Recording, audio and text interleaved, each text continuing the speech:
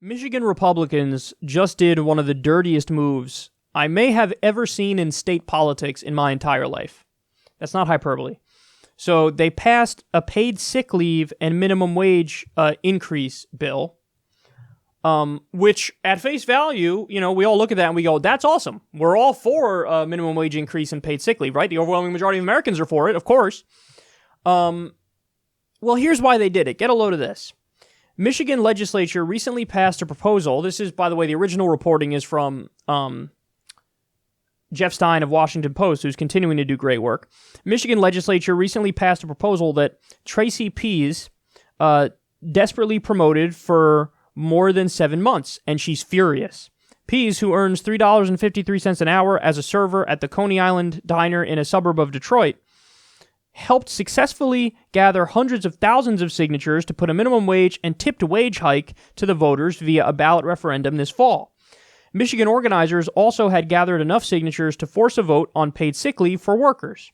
But by signing both proposals into law last week, Michigan's GOP-controlled state legislature has prevented them from being put to the voters while also giving lawmakers a straightforward path to derailing them. In Michigan, overturning a ballot referendum, once it is approved by the voters, requires a 3/4 majority of the legislature.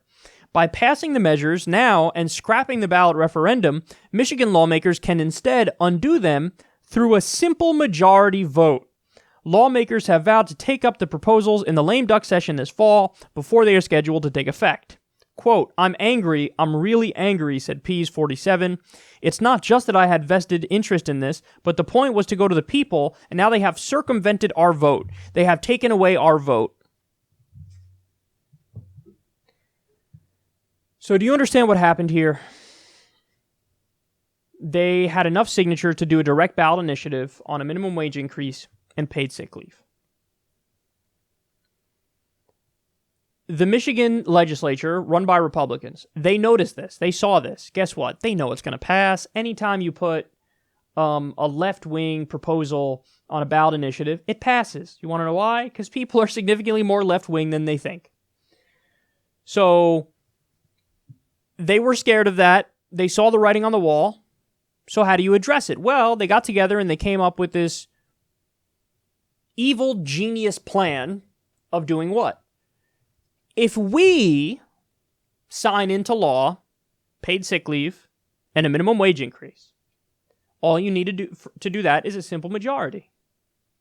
Well, then if we put it into law immediately after the election, we, with a simple majority, can repeal the law. So what they're doing is temporarily and quickly putting these laws into place. They're not actually going to be implemented, but you put them into place, and then you immediately repeal them after the election. And the whole purpose of doing that is, if it were to go to a ballot initiative and it were to pass, which is what was going to happen, then they would have needed 75% of the legislature to vote against it in order to repeal it. So if they put it into place themselves, then all they need is a simple majority to repeal it. And that's what they're doing. Oh, yeah, no, we are for minimum wage increase and we are for paid sick leave. See, that's why we put it into place. After the election, immediately they will repeal it. Oh my God, they're so... why is it our government actively works against our interests on a regular basis? That's what's happening. That's what that is. That is so maddening. When I read this story, I became an even bigger fan of direct ballot initiatives and direct democracy. I've said it before, I like a constitutional direct democracy. So in other words, you got to have some things that are off the table, rights, for example, off the table. But then after that, yes, it should go directly to the people. You should have a direct democracy. Because what often happens is, you have, when you leave it to a representative democracy, well, our system right now is so bought and owned by big money and corporate money and billionaire money that they actively work against the interests of the people. So imagine a country where, on a federal level, every year the biggest 5 issues or 10 issues we all got to vote directly on. Wouldn't that be amazing? And I'm not saying you don't have any more elected representatives. You could have them. But on the 5 or 10 biggest issues, we should be able to directly vote on it. And this makes me feel like that even more. Because the politicians are acting in a tyrannical fashion to circumvent the will of the people.